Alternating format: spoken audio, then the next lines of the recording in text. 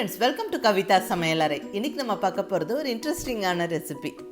டே ஃபுல்லாக வேலையை முடிச்சுட்டு டயர்டாக வீட்டுக்கு வந்ததுக்கப்புறம் மறுபடியும் கிச்சனில் ரொம்ப நேரம் நின்று சமைக்க முடியாதுப்பா, ரொம்ப டயர்டாக இருக்குது அப்படின்னு யோசிக்கும்போது மனசு குயிக்காக செய்யக்கூடிய ஒரு கம்ஃபர்டபுள் மீலை தான் தேடி போகும்.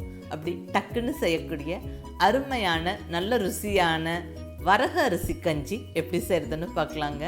இது ஒரு சிம்பிளான ஒரு ரெசிபியாக இருந்தாலும் டேஸ்ட் ரொம்ப நல்லாயிருக்கும். மிஸ் பண்ணாமல் ட்ரை பண்ணி பாருங்கள். கண்டிப்பாக ரொம்ப ரொம்ப ஹெல்த்தியானது. இங்கே நல்ல ஃப்ளேவர்ஸ் எல்லாம் ஆட் பண்ணி இந்த வரகு அரிசி கஞ்சி செய்கிறோம். சாப்பிட்றதுக்கு ரொம்ப நல்லாயிருக்குங்க. கஞ்சிக்கு எப்போவுமே பெஸ்ட்டு காம்பினேஷன் துவையல். நான் இங்கே புதினா தேங்காய் சேர்த்து துவையல் செஞ்சுருக்கிறேன். இந்த ரெசிபி ஆல்ரெடி அப்லோட் பண்ணிட்டேன். லிங்க்கு கீழே டிஸ்கிரிப்ஷனில் கொடுத்துருக்குறேன். அடுத்த பெஸ்ட்டான காம்பினேஷன் பெப்பர் தூக்கலாக போட்ட ஆம்லெட். இதுவும் டக்குன்னு பண்ணிடலாம். ஒரு பெஸ்ட் அண்ட் ஹெல்தி காம்பினேஷன். இந்த மாதிரி சமைச்சு சாப்பிடும்போது ரொம்ப சிம்பிளாக சமைச்சு சாப்பிட்டோம் அப்படிங்கிற ஃபீலே இருக்காதுங்க. ஒரு பெஸ்ட்டான ஒரு பர்ஃபெக்டான மீல் நம்ம சாப்பிட்டோங்கிற ஃபீல் தான் இருக்கும். ரொம்ப ஒரு ஹெல்த்தியான ரெசிபிஸ் இது. மிஸ் பண்ணாமல் ட்ரை பண்ணி பாருங்கள். வாங்க இப்போ ரெசிபிஸ் எப்படின்னு பார்க்கலாம்.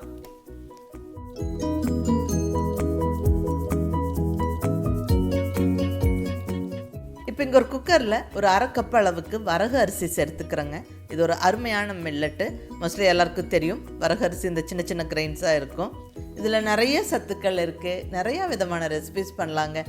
ஆல்ரெடி ஒரு சிலது அப்லோட் பண்ணிவிட்டேன். என்னோடய மில்லட் ரெசிபிஸ் பிளேலிஸ்ட்டை பாருங்கள். இப்போ அடுத்ததாக இதில் ஒரு 2 டேபிள் ஸ்பூன் அளவுக்கு பாசிப்பருப்பு சேர்த்துருக்குறேன்.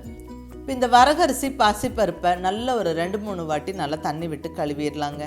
மற்ற மில்லட்ஸும் சேர்த்து இதே மாதிரி கஞ்சி பண்ணலாமான்னு கேட்டிங்கன்னா கண்டிப்பாக பண்ணலாங்க. சாமை, குதிரைவாளி, திணை அரிசி இதெல்லாமே இதே மெத்தடில் நீங்கள் கஞ்சி பண்ணலாம். வெறும் புழுங்கல் அரிசி போட்டும் இதே மெத்தடில் கஞ்சி பண்ணலாம். ரொம்ப நல்லாயிருக்கும். ஸோ இப்போ வரகரிசி பாசிப்பருப்பை கழுவியாச்சு. இப்போ வேக வைக்கிறதுக்கு தண்ணி சேர்த்துக்கலாங்க. நான் இங்கே ஒரு 3/4 லிட்டர் அளவுக்கு தண்ணி சேர்த்துக்கிறேன். இப்போ அடுத்ததாக இதில் ஒரு 1/2 டீஸ்பூன் அளவுக்கு சீரகம் சேர்த்துருவோம். கூடவே ஒரு 2 சிட்டிகை அளவுக்கு வெந்தயம். இந்த வெந்தயமெல்லாம் மிஸ் பண்ணாமல் சேர்த்துக்கோங்க, ரொம்ப நல்லது. அடுத்தது ஒரு 5-6 பல் பூண்டு, சின்ன சைஸ் பூண்டு ஒரு 5-6 பல் சேர்த்தாச்சுங்க. கூடவே துருவின தேங்காய் ஒரு 2 to 3 டேபிள் ஸ்பூன். இது மிஸ் பண்ணாமல் சேர்த்துக்கோங்க. கஞ்சி சாப்பிடும்போது ரொம்ப நல்ல இன்ட்ரெஸ்டிங்கான டேஸ்ட் இருக்கும். அடுத்தது தேவையான அளவு உப்பு.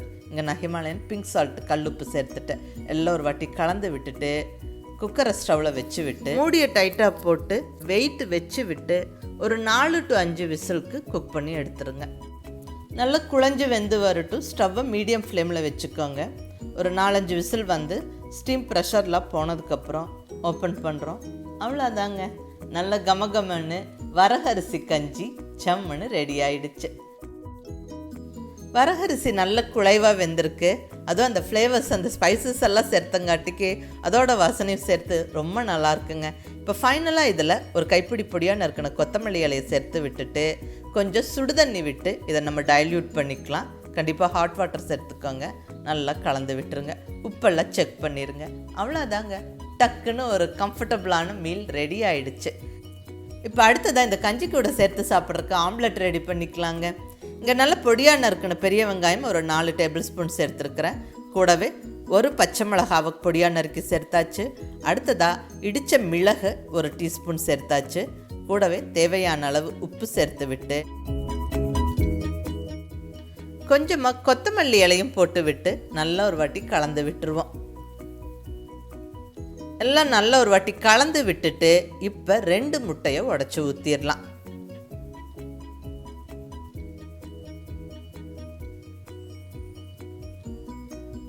முட்டை சேர்த்து நல்லா கலந்து விட்டுறலாம்.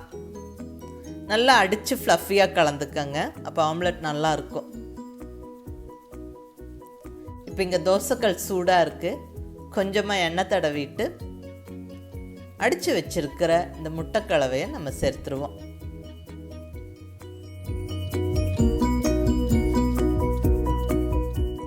ஆம்லெட் சுற்றிலும் கொஞ்சம் எண்ணெய் விட்டுட்டு பொறுமையாக ஸ்டவ்வை மீடியம் ஃப்ளேமில் வச்சுட்டு ஒரு 2 நிமிஷம் பொறுமையாக வேக விட்டுட்டு திருப்பி போட்டு இன்னொரு 1 நிமிஷமும் விட்டு திருப்பி போட்டு எடுத்தால் அவ்வளோதாங்க, நல்ல மணக்க மணக்க சுவையான ஆம்லெட் ஜம்முன்னு ரெடி ஆயிடுச்சு.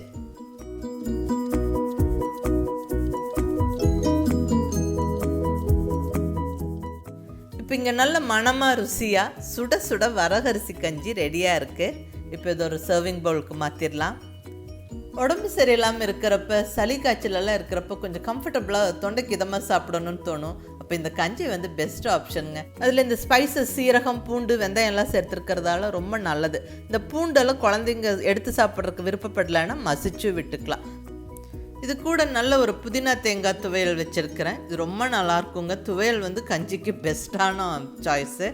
ரொம்ப நல்லாயிருக்கும் சேர்த்து சாப்பிட்றதுக்கு. இந்த ரெசிபி ஆல்ரெடி அப்லோட் பண்ணிவிட்டேன். டிஸ்கிரிப்ஷனில் லிங்க் இருக்குது, வேணுங்கிறவங்க பார்த்துக்கோங்க.